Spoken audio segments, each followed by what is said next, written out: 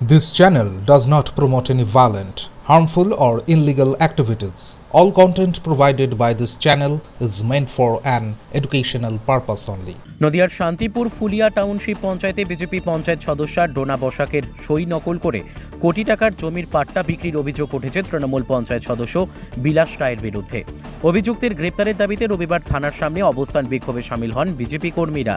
তাদের অভিযোগ দায়ের হওয়া সত্ত্বেও পুলিশ কোনো পদক্ষেপ নিচ্ছে না এবং অভিযুক্ত তৃণমূল নেতা অবাধে ঘুরে বেড়াচ্ছেন। হাতে প্ল্যাকার্ড ও স্লোগান তুলে তারা জানিয়েছেন বিলাস রায় গ্রেপ্তার না হওয়া পর্যন্ত বিক্ষোভ চলবে, যদিও পুলিশ বিক্ষোভ তুলে নেওয়ার অনুরোধ জানায়। বিজেপি জানায় গ্রেপ্তার না হওয়া পর্যন্ত তাদের এই অবস্থান বিক্ষোভ চলবে। জমি চুরি করেছে, ফাঁকা জমি পাট্টা দিয়ে দিয়েছে বিএলআরওর সাথে যোগসাজশে।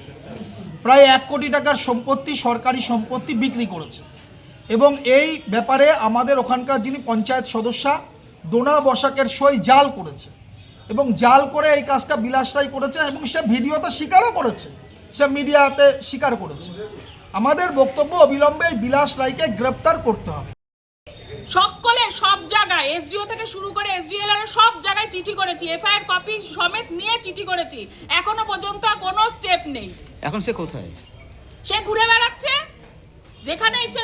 ফুলিয়া টাউনশিপে সবাই দেখছে সে নিজে স্কুটি করে নিয়ে অবিলম্বে ঘুরে বেড়াচ্ছে, কোনো ব্যাপারই না, সে কোনো চুরিই করেনি, দায় তার কোনো কিছুই নেই। সে এত বড় অন্যায় করেছে, বুক ফুলিয়ে ঘুরে বেড়াচ্ছে।